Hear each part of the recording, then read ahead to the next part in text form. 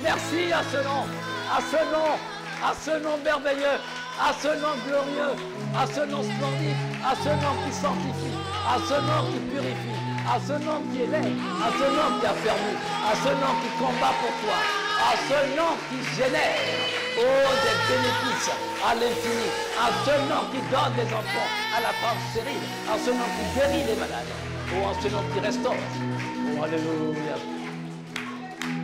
Alléluia. Alléluia. Veuillons nous asseoir. Qu'est-ce que c'est merveilleux d'avoir ce nom. Oui, quiconque a ce nom ne doit plus s'inquiéter de quoi que ce soit.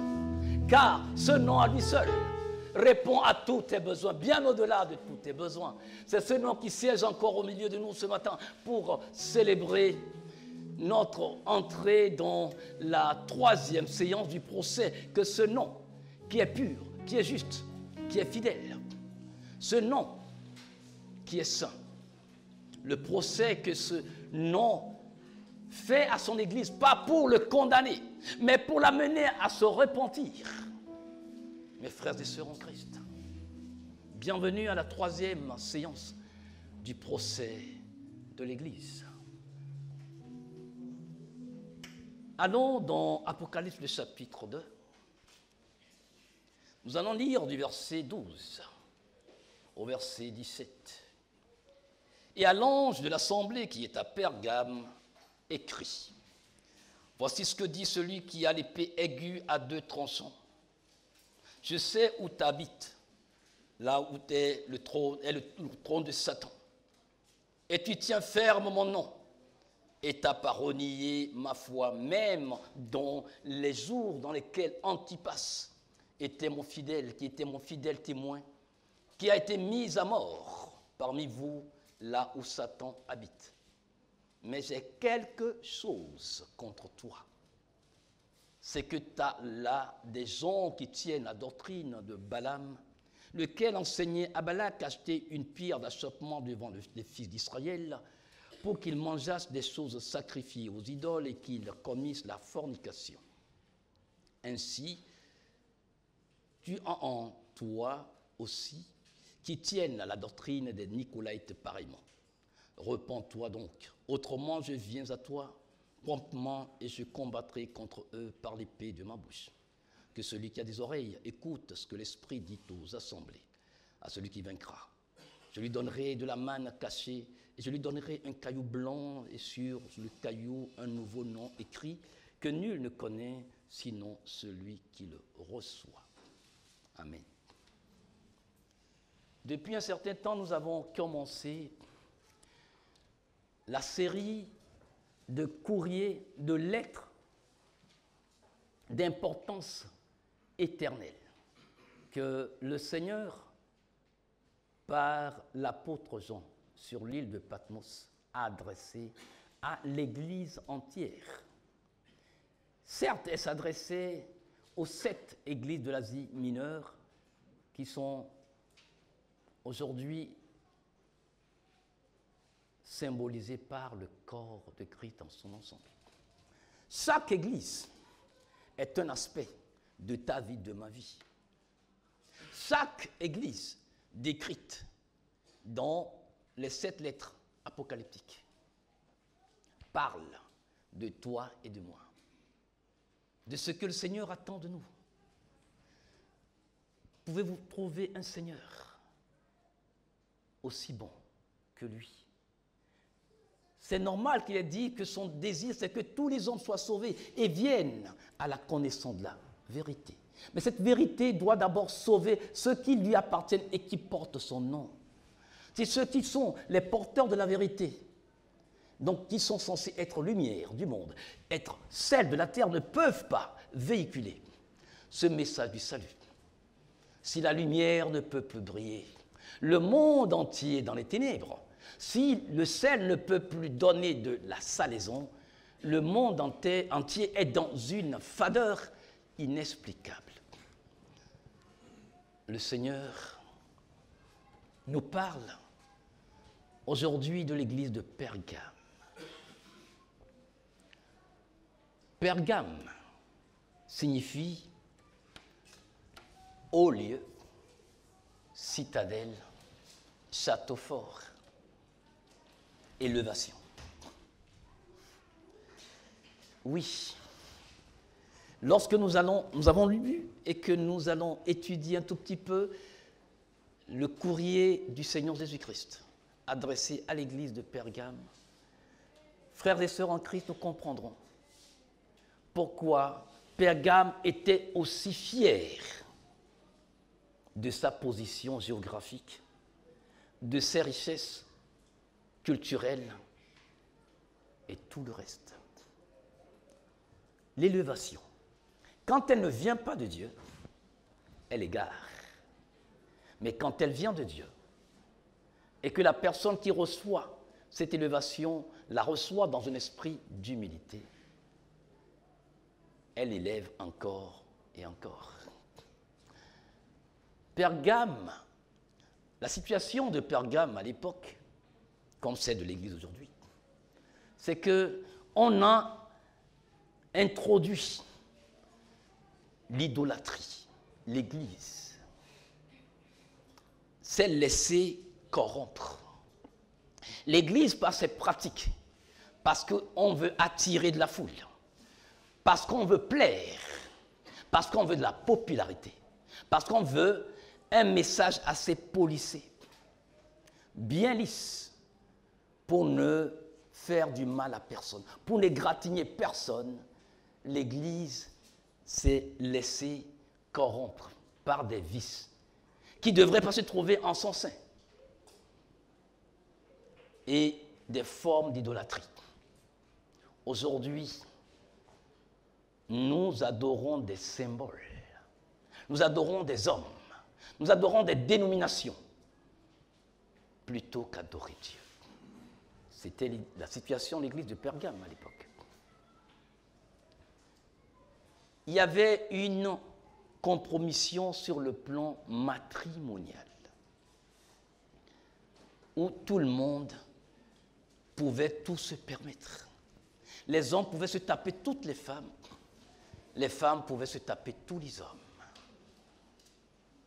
Oui, c'est peut-être pas ici. Et c'est ma prière, mais ailleurs, où des serviteurs de Dieu se permettent même de goûter aux fruits défendus avant même que celui qui est le fiancé en connaisse la couleur et le goût.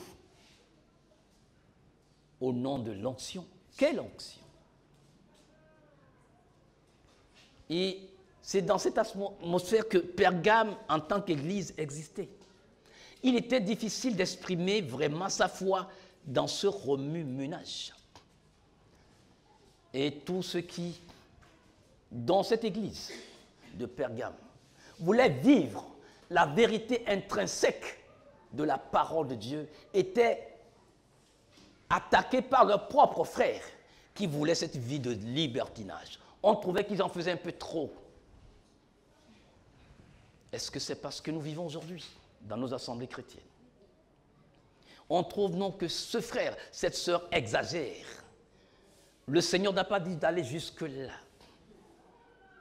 Le Seigneur est miséricordieux. Le Seigneur est compatissant. Pourquoi toi tu es aussi dur? Ma sœur, pourquoi toi aussi tu es si dur? Es-tu plus sainte que Dieu? Es-tu plus saint que Dieu? Vous entendez des choses pareilles. Mais au fond de vous, l'Esprit vous rend témoignage que ce que vous faites est bon. Mais ceux qui devraient vous soutenir, ce sont plutôt ceux-là qui vous critiquent. C'était Pergame. Pergame, dans son opulence socio-culturelle, financière et politique, à cause de la popularité, on accepte tout. On introduit des choses du monde dans la pratique religieuse, juste pour pouvoir attirer des gens. On vous dira que vous n'avez plus le droit de prêcher trop sur la sainteté, parce que ça dérange. Sur l'honnêteté, parce que ça dérange. Sur la fidélité, parce que ça dérange. Ça dérange certains.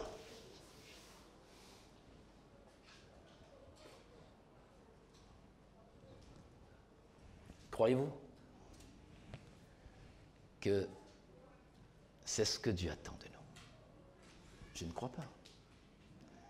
Le Seigneur continue et dit ceci à Pergame: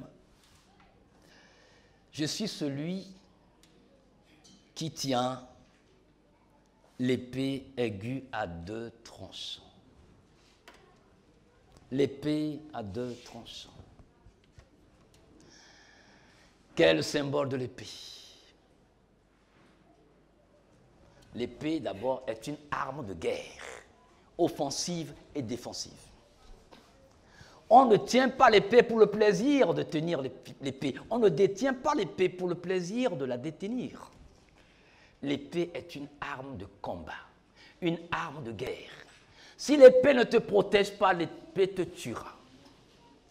Je m'explique. Dans le Moyen-Âge, et bien avant le Moyen-Âge, les gens se battaient avec cette arme qui est l'épée. Et l'épée était faite avec un poids et une précision en ce qui concerne sa lame, pour que lorsque on l'envoie, ça puisse fendre le crâne de son ennemi en 2. Chrétien, tu es sur un champ de bataille. Donc, l'épée de la parole que tu as n'est pas pour caresser. N'est pas pour caresser les gens, leur faire entendre ce qu'ils veulent entendre. L'épée de la parole que tu as, si cette épée-là ne peut pas te protéger contre les assauts de l'ennemi, ce sont les attaques de l'ennemi qui vont te tuer. Et l'ennemi a plusieurs armes, plusieurs flèches dans son carquois. Quelle église, quel chrétien, quelle chrétienne je veux être pour Dieu? Dans Éphésiens chapitre 6, le verset 10 à 17, l'apôtre Paul nous fait comprendre à travers l'inspiration du Saint-Esprit que nous sommes dans une guerre spirituelle. On dit, moi, je suis en guerre contre personne. Tu n'as rien compris de ta position de chrétien. Il n'y a pas de neutralité. Ou tu appartiens au Seigneur Jésus-Christ, ou tu ne lui appartiens pas. Si Satan ne te bouscule pas, si Satan ne te dérange pas, c'est parce que tu ne lui fais pas du mal. Tu ne constitues pas un danger pour Satan. Mais si tu constitues un danger, tu comprendras ce qu'on appelle la persécution. Tu comprendras ce qu'on appelle des attaques. Tu comprendras ce qu'on appelle des harcèlements. Oui, combien êtes-vous harcelé pour votre position, votre décision de ne pas vous corrompre? Combien de nos jeunes sœurs qui n'ont pas voulu, pour un poste, arriver avec un coup de vent dans le dos? Je ne vais pas aller plus loin. Mais qui ont perdu leur emploi ou qui sont persécutés à leur poste. Parce que c'est comme ça que le monde vit. L'esprit de Balaam et des Nicolaïtes agit encore aujourd'hui. Même dans nos assemblées entre griffes dites chrétiennes, dans les chorales, dans les groupes musicaux. Tu ne peux pas chanter dans certaines assemblées lorsque, je me le permets, je me tais. Vous comprenez, vous êtes des adultes. Et c'est ce qui se passe dans le code Christ. Et tout ce monde-là vient les dimanches. Alléluia, alléluia. Après que le chef du groupe musical, le patron du groupe musical, est couché avec cette jeune fille-là, c'est alors qu'elle peut l'idée le dimanche matin. Dans quel esprit? C'est ce qui se passe. Je ne vous apprends rien. Renseignez-vous. Renseignez-vous. Est-ce que ça nous fait réfléchir? Est-ce que ça nous fait penser que le Christ Jésus ait versé son sang pour qu'on fasse ça de son Église? Et c'est cette fiancée-là qui vient, qui dit elle attend le Christ Jésus dans une robe souillée de fornication, d'adultère. de vices moraux.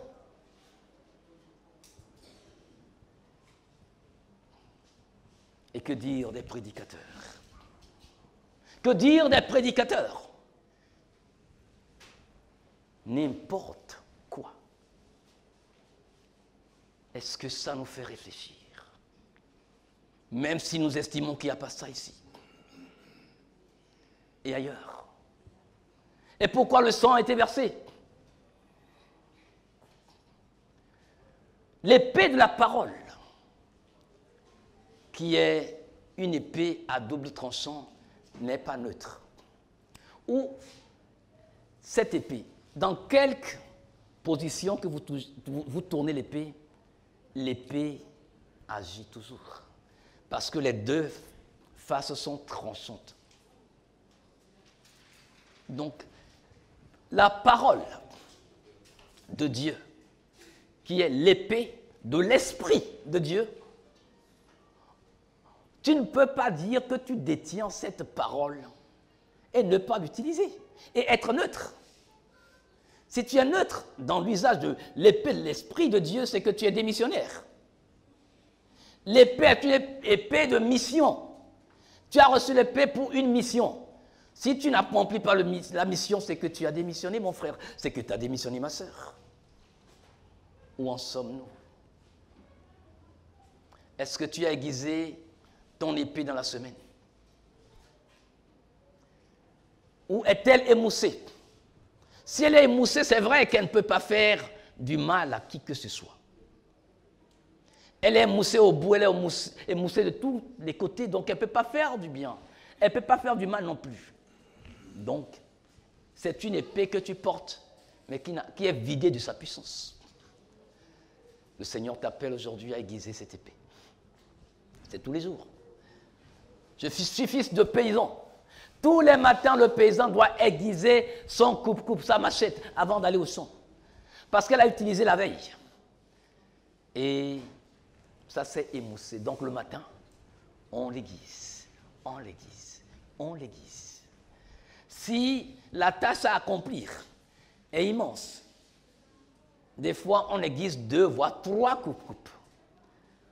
Parce que la superficie qu'on a est telle que s'il faut encore... C'est vrai, dans les champs, vous avez aussi de ces meules à aiguiser.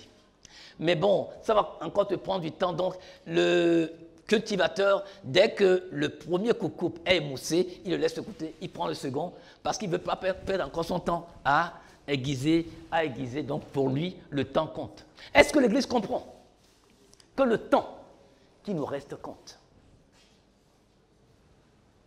Si un cultivateur doit apporter 2, 3 coupes-coupes dans son champ, des coupes-coupes aiguisées, pour éviter de perdre du temps, 10, 15 minutes à aiguiser un coupe-coupe, pour lui c'est 15 minutes fois 3, ça fait 45 minutes. C'est beaucoup pour lui. Donc, quand ça s'émousse, je laisse, je prends le second coupe-coupe, je prends le troisième coupe-coupe.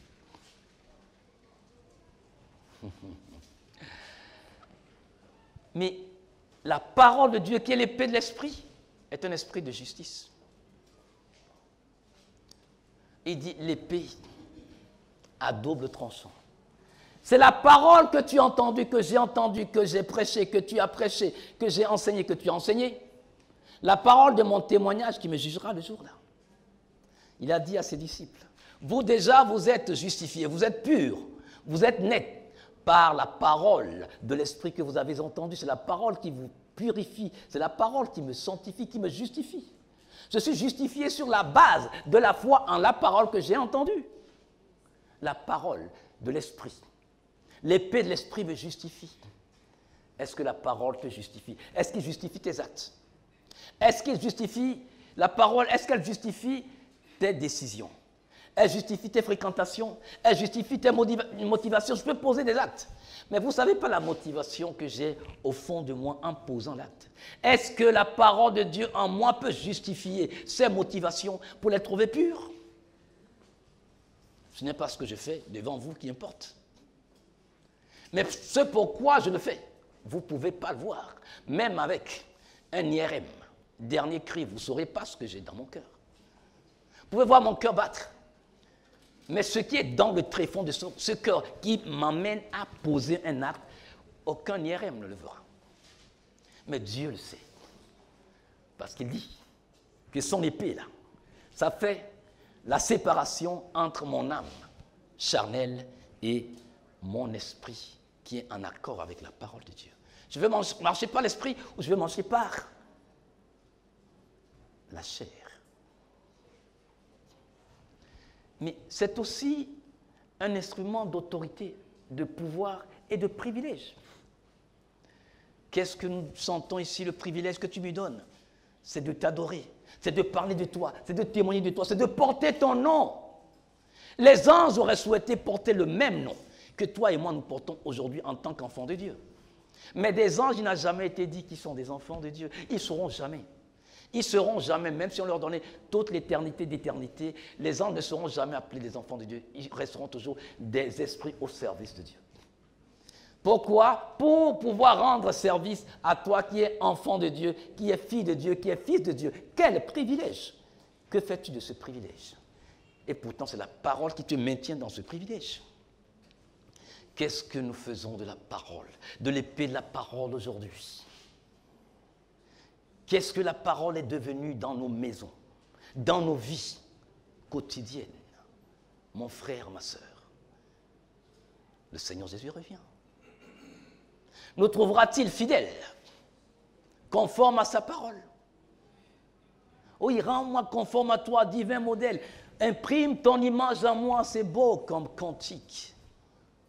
Mais pour te rendre conforme à moi, tu dois te frotter, tu dois t'aiguiser tous les jours à la meule de mon esprit, pour que ton esprit soit alerte. Certains d'entre nous, notre esprit est spirituellement émoussé que nous ne sentons plus rien. Nous sommes devenus seulement des alleurs, excusez-moi entre griffes, à l'église. On doit venir, je viens. On doit louer, je loue. Oh Seigneur, aujourd'hui je t'ai ressenti un peu. Seigneur Jésus, merci. Mais si c'est cela, il nous arrive de passer des fois, pour certains, une semaine entière sans ouvrir notre Bible. Comment tu veux aiguiser ton esprit pour qu'il soit alerte au danger qui guette? Il y a des opportunités que tu trouves des opportunités aussi merveilleuses venant du Seigneur. Mais si tu sais t'aiguiser, le Saint-Esprit te dira, non, ça me ressemble, mais ce n'est pas moi. Cette voix-là ressemble à la mienne. Elle a été imitée à perfection, mais ce n'est pas ma voix.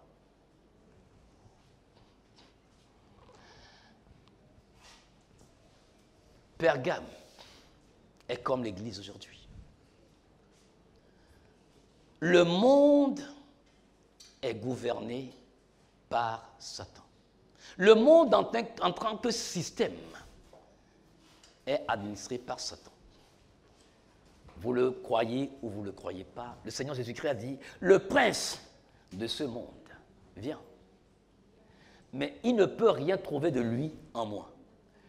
Qui est-ce qui symbolise le prince de ce monde? Satan. Donnez-moi des éléments par lesquels nous pouvons identifier Satan. Quels sont ses traits de caractère? S'il vous plaît. Quels sont les traits de caractère de Satan? Vous ne connaissez aucun trait de caractère de Satan? Le mensonge, oui. La méchanceté, la ruse. Oui. La séduction. Quoi d'autre, Dani? L'orgueil. La dissimulation. L'arrogance. La méchanceté. L'hypocrisie. L'envie. La jalousie. Et que sais-je encore? Le Seigneur Jésus-Christ dit, il n'y a rien de tout ça là en moi, Jésus-Christ. Donc Satan sait qu'il lui reste très peu de temps. Et il déploie toutes ses forces. Quand bien même il sait qu'il sera vaincu à la dernière minute, pour l'instant, il veut engranger assez de points. Dis à ton âme, mon âme, tu ne seras pas une victime de Satan. Non, ton âme dit que ce que tu as dit, tu ne l'as pas dit avec conviction. Oui, ton âme ne sera pas une victime de Satan. Parce que le Seigneur Jésus-Christ même n'a pas été une victime de Satan. En tant que fils de l'homme, ce n'est pas ton âme qui sera victime de Satan. Pergame, pourquoi on l'appelait le trône de Satan? Parce qu'il y avait plusieurs cultes, plusieurs divinités qu'on adorait dans Pergame. Il y a Athéna, qu'on appelait le dieu de la poésie et de la science. Il y a Zeus, qui est reconnu comme le chef des dieux grecs. Il y a Dionysos, qui est le dieu du vin, c'est normal, qui est la beuverie. Et là où il y a le vin qui coule à flot, les vices aussi sont là. Les déviations sont là. Donc si aujourd'hui, on dit qu'on célèbre la fête de l'alcool, la fête de la bière, la fête du vin, en réalité, c'est l'esprit de Dionysos qui opère. Et on vous invite des fois à des fêtes comme ça. Et vous allez aussi pour déguster du bon vin. Vous voyez? Hey Seigneur, ta grâce. Et Aphrodite, la déesse de la volupté. Demain, nous mourrons. Alors, donnons-nous le plaisir, tout ce qui peut faire notre joie, tout ce qui peut faire notre allégresse. Allez, il n'y a pas de limite, car il n'y a que la mort. Et coupe-les. Voilà. Et c'est dans ça que vivent encore aujourd'hui certains chrétiens. Quand on vous dit sauver une fois, sauvé pour toujours, donc vous pouvez vous donner à toutes les libertés. On va jusqu'à vous dire que si vous vous efforcez de vivre une vie de sainteté, vous injuriez l'œuvre que Christ a accomplie à la croix de Golgotha pour toi. Mais il a accompli cette œuvre pour que tu ne sois plus dans ce que tu faisais avant. Maintenant, il t'a sauvé et tu pratiques encore les mêmes choses. Le salut te sert à quoi aujourd'hui? Oh Seigneur, fais grâce à ton Église. Tout est permis. À partir du moment où on peut faire appel au sang de Jésus-Christ qui peut purifier de tout péché, tout est permis. Il y a ce dieu Esculape qui est le dieu de la médecine. Les médecins en savent quelque chose. Donc, toutes les guérisons qui s'opéraient même dans l'église de Pergame, on l'attribuait à ce Dieu-là. Et ceux qui, dans l'église, priaient et n'avaient pas la guérison qu'ils espéraient, allaient offrir à ce Dieu. Waouh! Waouh! Comme aujourd'hui. Oh oui, oui, cette guérison-là, mais cette maladie-là, tu as prié. Non, mais viens, je vais t'emmener chez telle personne. Oh non, mais écoute, c'est rien du tout, hein, c'est juste des plantes médicinales. Hé, mon frère, où est ta foi? Ma soeur, où est ta foi? Où est ta foi? Ton Dieu n'est pas assez fort pour te guérir. Et tu veux lui parler de lui à qui? Et tu veux parler de ce Dieu à qui? Tu n'as pas assez de foi pour que ce Dieu guérisse. Et tu dois aller voir un herboriste.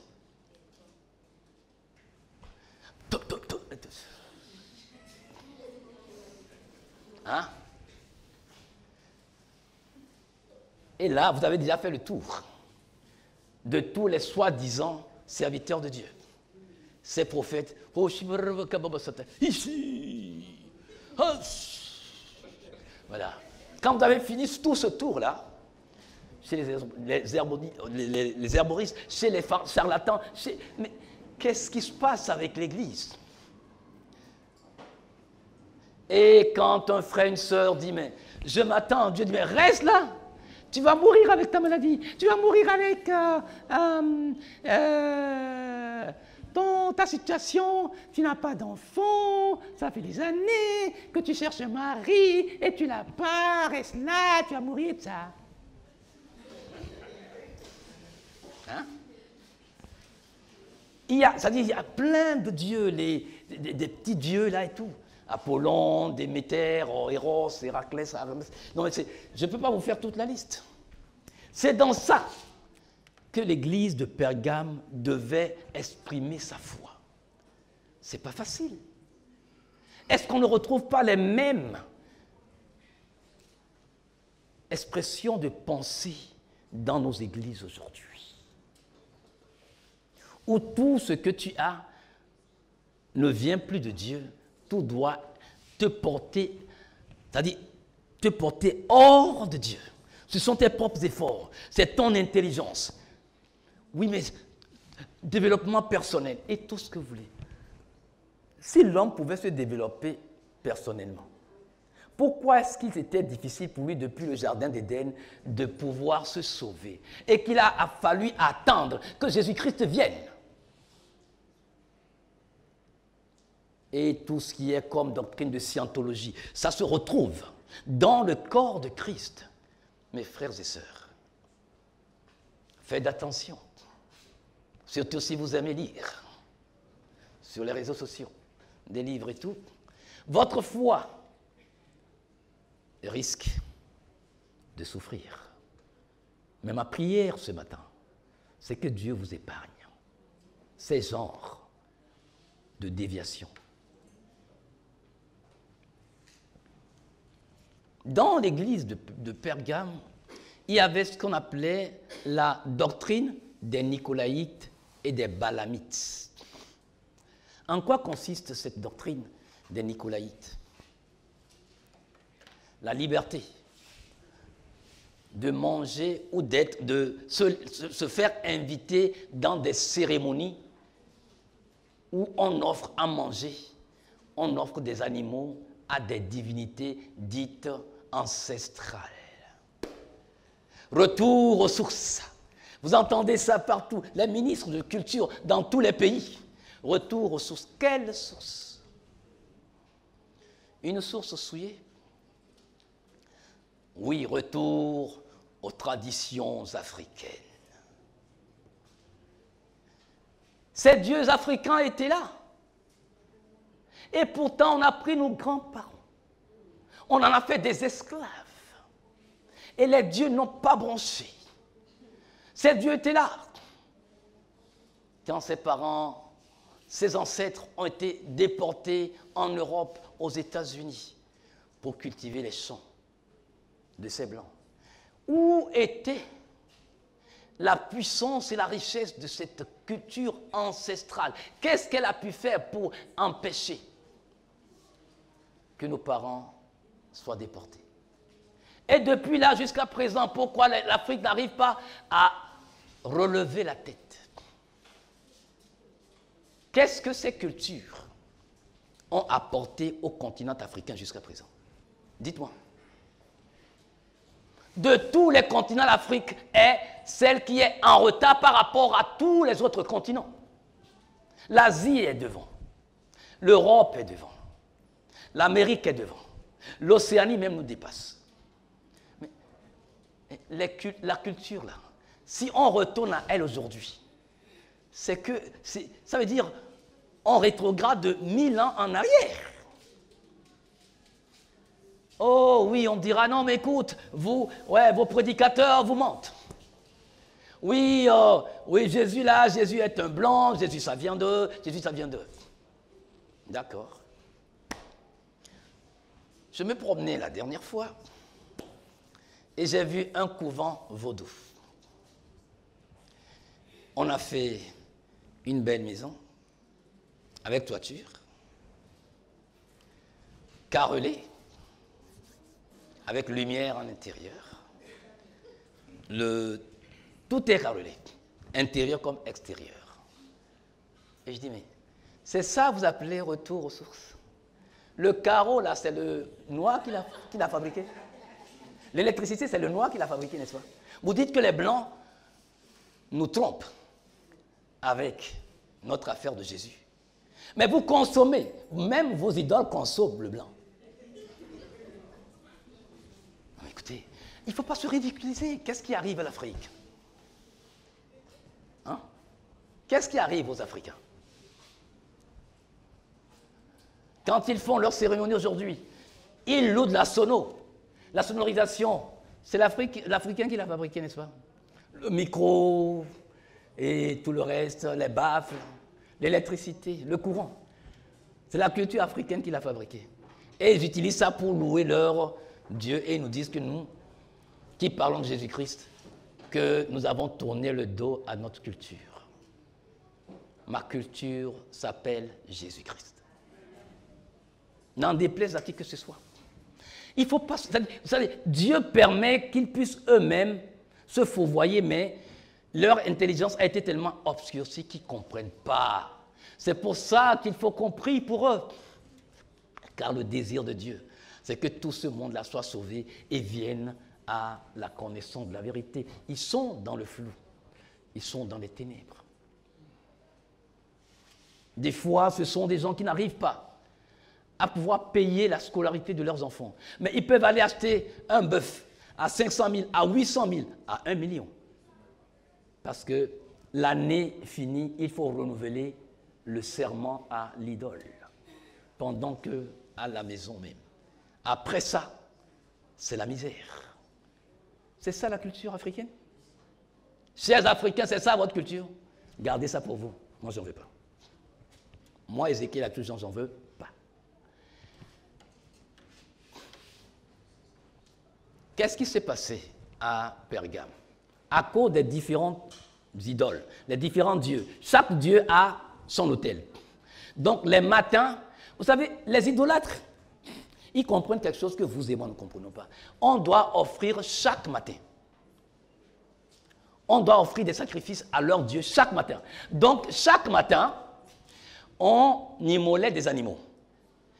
Et une partie est offerte aux idoles. La partie restante, c'est celle qui se retrouve au marché et qui est vendue à Pergame tous les jours. Ce qui fait que les chrétiens de Pergame, certains n'aiment pas manger de la viande, sachant que la plupart, les bouchers là, ce sont des idolâtres. Mais certains disent, oh, moi, j'en ai rien à cirer, idole ou pas, moi je m'en fous, je vais manger, ça ne me fera rien. Oui, tu peux manger, puisque tout est sanctifié par la prière, n'est-ce pas? Mais ce que tu ignores, tes prises de position, tes décisions affectent les autres. Surtout celui dont la foi n'est pas assez affermie dans le Seigneur. Si te vois, toi, qui te dis chrétien, au marché où on vend de la viande, le reste des viandes sacrifiées aux idoles, est-ce que sa foi ne sera pas ébranlée? Surtout qu'il vient de sortir de là et qui sait comment ça se passe. Le Seigneur dit à ses disciples qui lui ont posé la question, apprends-nous à prier, dites notre Père. Donc, mon frère chrétien, ma soeur chrétienne, tu ne vis pas pour toi seul. Il faut comprendre que toutes les décisions que moi je prendrai doivent affecter les autres. Je dois tenir compte des autres. Toutes mes réactions. Ta vie, il n'a pas dit mon père qui est là, il dit notre père, tu appartiens à une famille. Et tout ce que tu poses comme acte peut éclabousser positivement ou négativement les autres frères et sœurs en Christ. Donc ne me dis pas, bon d'accord, de toute façon personne ne me voit. Mais tu sais, ça me rappelle l'histoire d'une sœur qui, à l'époque, disait qu'elle s'était retrouvée avec un ami qui est revenu des États-Unis. Et il faisait des courses. Arrivé à un certain moment de la journée, le monsieur dit qu'il a soif. Donc ils se sont dirigés dans une buvette pour boire. Et on les a servis. Heureusement, la sœur dit qu'elle a commandé, elle autre, de la limonade. C'est ce qu'elle a bu. Elle dit, quelques jours après, il y a un monsieur qui l'a approché et dit, vraiment, je sais que vous êtes une chrétienne. Elle dit, mais pourquoi? Elle me dit, mais tel jour, vous étiez dans notre bar. Et c'est moi qui servais au bar. J'étais au comptoir et la serveuse est venue, elle vous a servi. Mais j'ai vu que tout le monde a bu de la bière, mais vous n'avez pas pris de la bière, vous avez pris de la limonade. Tu diras, non, mais personne ne me connaît, moi Tu es lumière. Tu es lumière. Pose les actes comme tu veux. Et éclabousse négativement le nom de Christ. Tu vas payer. Tu vas payer. Parce que ce nom est tellement glorieux.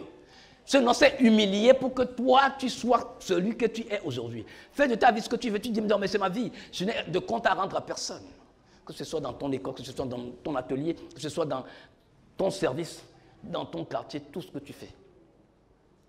Les yeux de l'Éternel sont sur toi, tout le temps.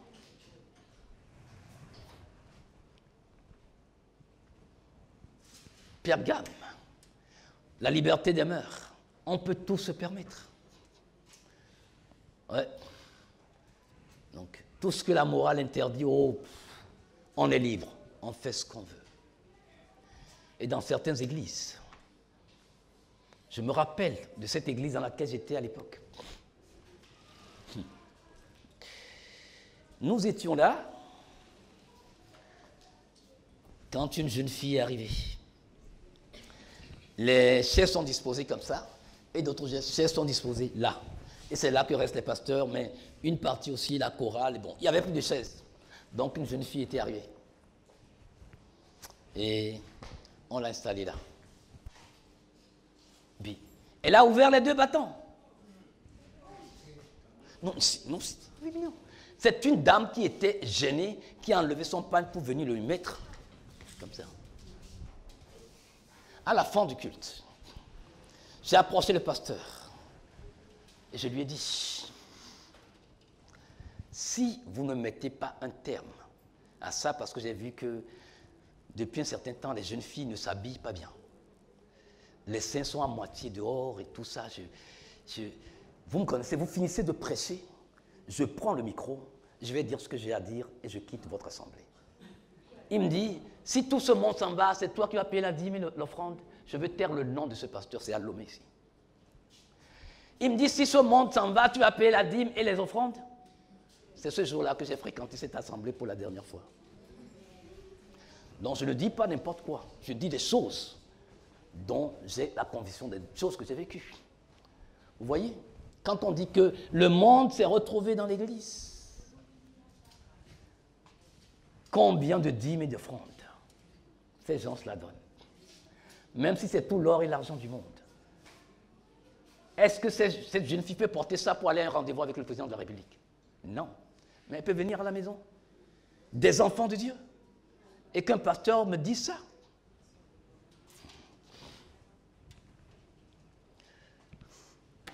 On est libre. Tout ce que Dieu dit ne nous concerne plus. On est libre de faire comme on veut. C'est ce qui se passait à Pergame. La parole de Dieu n'avait plus aucun sens, aucun poids spirituel et moral. Et on dit, il ne faut pas juger. Le Dieu qui t'aime aime aussi l'idolâtre. Le Dieu qui t'a sauvé, c'est le même Dieu aussi qui a créé l'idolâtre. Donc, sur ces convictions, n'est rien à dire. Ah bon? Oui, mais si on doit se taire, si on ne doit pas dénoncer ce qui n'est pas conforme à la parole de Dieu, pourquoi on se rassemble? Pourquoi on se dit chrétien? Pourquoi je peux me dire chrétien si ce que l'autre qui n'est pas chrétien fait et que moi je ne peux pas dire? Qu'est-ce qui me différencie de lui? Pourquoi je suis lumière? Dites-moi que j'exagère. Qu'est-ce qui se passe avec le corps de Christ aujourd'hui? Et c'est dans ça qu'on dit qu'on attend le retour du Seigneur. Dans quel esprit?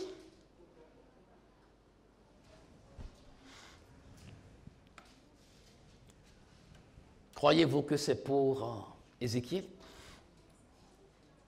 C'est pour Didier? C'est pour Aimé? C'est pour Arnold?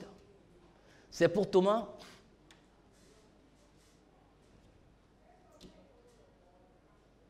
Que vous devez vous couvrir la tête quand vous venez?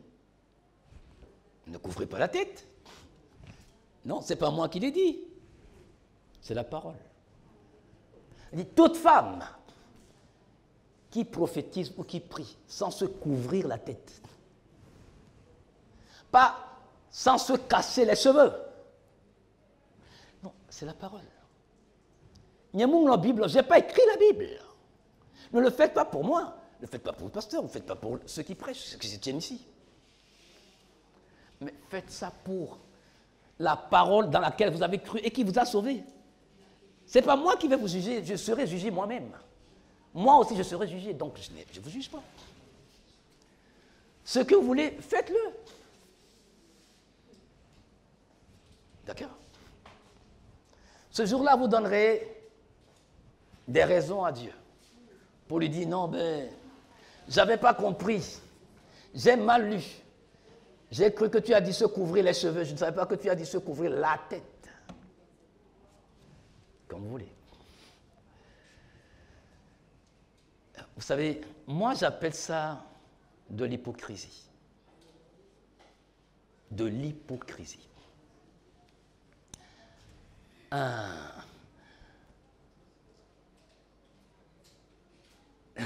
Seigneur, on va avancer. Il parle de la manne cachée qui va donner à celui qui résistera jusqu'à la fin. La manne, c'est le symbole de la parole de Dieu. C'est ce que les Israélites ont mangé pendant 40 ans de pérégrination au désert. Donc, la manne cachée. Donc, il y a une manne révélée que les Israélites ont mangée.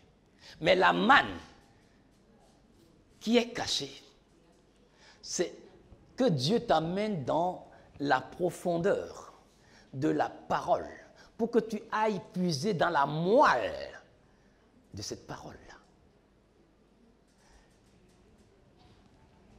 C'est-à-dire, il te révèle toute la plénitude, la quintessence, la raison même de la parole, l'esprit de la parole. C'est comme quand tu manges de la viande et que les os contenant à l'intérieur de la moelle, tu vas briser les os et tu as accès à la moelle.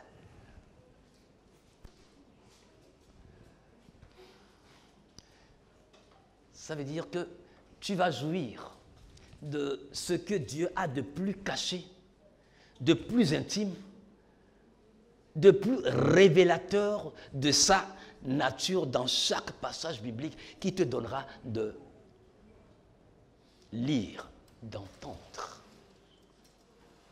À telle enseigne que tu ne me diras pas, ce verset je l'ai déjà lu, donc il ne me dira plus rien. Quand tu reviens à ce verset, tu iras plus en profondeur, en profondeur.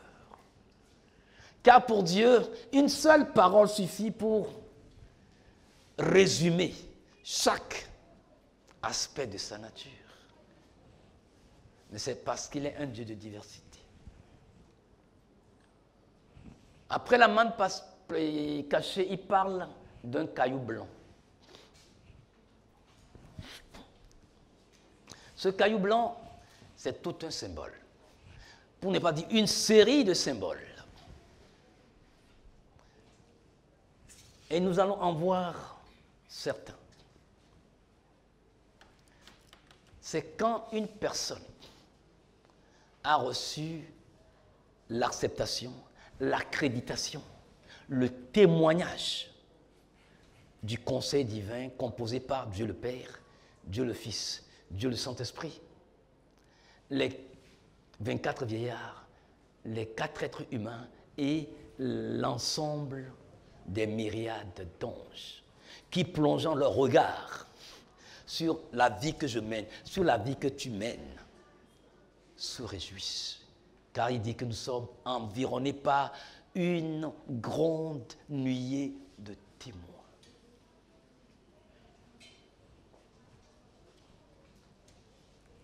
Dieu m'accepte-t-il, t'accepte-t-il dans sa présence tous les jours? Se réjouit-il de ta présence? C'est le symbole de la perfection donnant accès à la présence permanente de Dieu.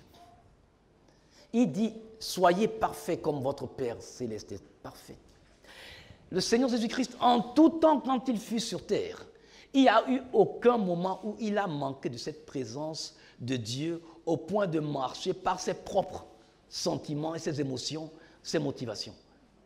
Il était entièrement moulé dans cette présence de Dieu. Ce qui fait que tout ce qu'il faisait, tout ce qu'il disait n'était pas lui, c'est le Père qui s'exprimait à travers lui. Le même esprit qui te rend témoignage aujourd'hui de ce que tu es enfant de Dieu, de ce que tu es fils et fille de Dieu, c'est le même esprit qui en Christ opérait. Mais il lui a laissé libre cours. Quand on parle de blancheur, on parle de perfection, on parle d'acceptation, on parle de pureté, on parle de sainteté, on parle de justice parfaite, d'amour parfait, de sentiments parfaits, d'émotions parfaites. Ô Seigneur, ta grâce, de pensées pures qui glorifient Dieu. Caillou blanc, c'est le symbole d'un cœur pur dans lequel le cœur du Père se réjouit. Ton cœur, mon cœur, Dieu veut ce cœur tellement pur que son cœur puisse se réjouir de l'interaction spirituelle avec mon cœur, qui est vidé de haine, qui est vidé de ressentiment, qui est vidé de vengeance, qui est vidé de mensonges, qui est vidé d'hypocrisie, qui est vidé d'orgueil. Oh my Jesus. Pour que dans l'interaction cœur à cœur, my Jesus, le Seigneur puisse regarder ce cœur comme un caillou blanc qui scintille comme neige au soleil. My Jesus, Seigneur.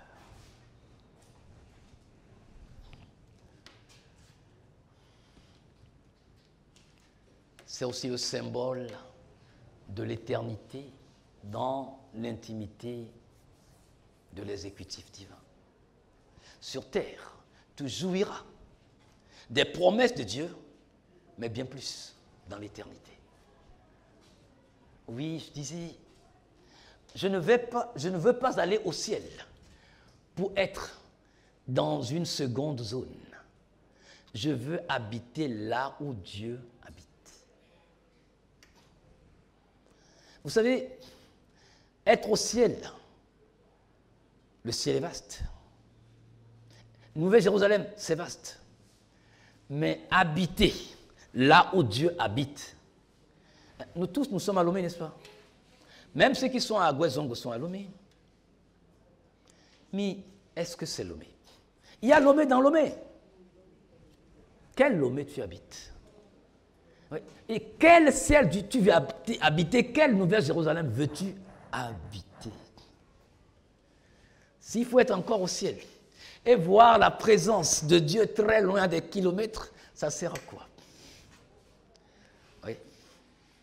La manière dont nous menons nos vies, c'est ça qui prépare notre éternité. Je voudrais juste, ce matin, que chacun d'entre nous se lève et puisse redédier sa vie à Dieu dans un esprit de repentance. Nous allons nous lever.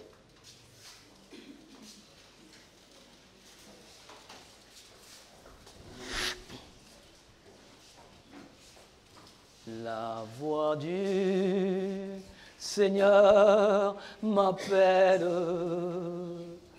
Prends ta croix et viens, suis-moi. Je réponds, Sauveur fidèle, me voici, je suis à toi. La voix du Seigneur, la voix du Seigneur m'appelle. Prends ta croix et viens, suis-moi. Je réponds, Sauveur fidèle, me voici, je suis jusqu'au bout, jusqu'au bout. Je veux te suivre dans les bons, les mauvais jours. À toi pour mourir et vivre. À toi, Jésus, pour tous. Parle-lui maintenant. Dis-lui que tu as entendu sa voix et que tu te repens de cette vie bancale, de cette vie d'hypocrisie, de cette vie de désobéissance que tu as menée pendant tout ce temps, de ce temps que tu as perdu au Saint-Esprit qui n'a pas arrêté à toi et à moi de parler, d'appeler au secours, de nous ramener à l'ordre. Mais nous avons fait la sourde oreille. Dis-lui, Seigneur, j'ai écouté ta voix. Je viens et je me repens devant toi. Parce que si tu as voulu aujourd'hui que j'entende ce message, ce n'est pas pour me blâmer, ce n'est pas pour me condamner, mais c'est pour m'avertir sur ce qui m'attend si je ne me repens pas. J'accepte maintenant, Seigneur, j'accepte ce que tu veux de moi, je te donne ma vie. Même si je ne comprends pas ce que je dis, de te livrer ma vie. Seigneur, je me livre totalement à toi. Prends ma vie et fais-en ce que bon te semble. S'il te plaît, Seigneur. J'ai assez erré comme ça. J'ai assez menti comme ça. J'ai assez joué à l'hypocrite comme ça.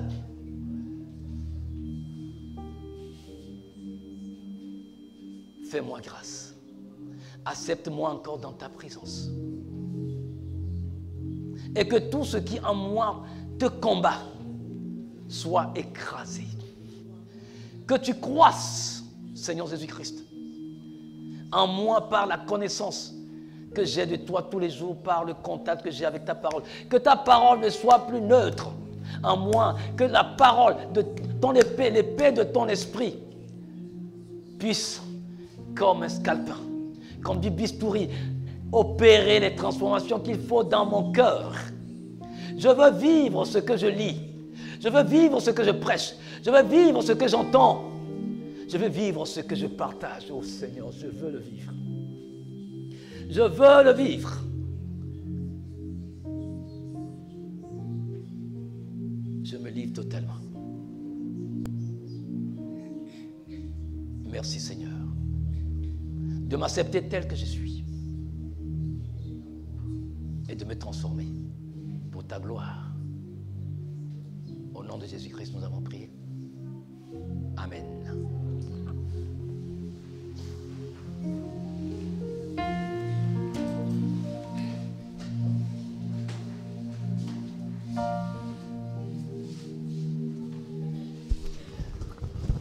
Remercions le Seigneur pour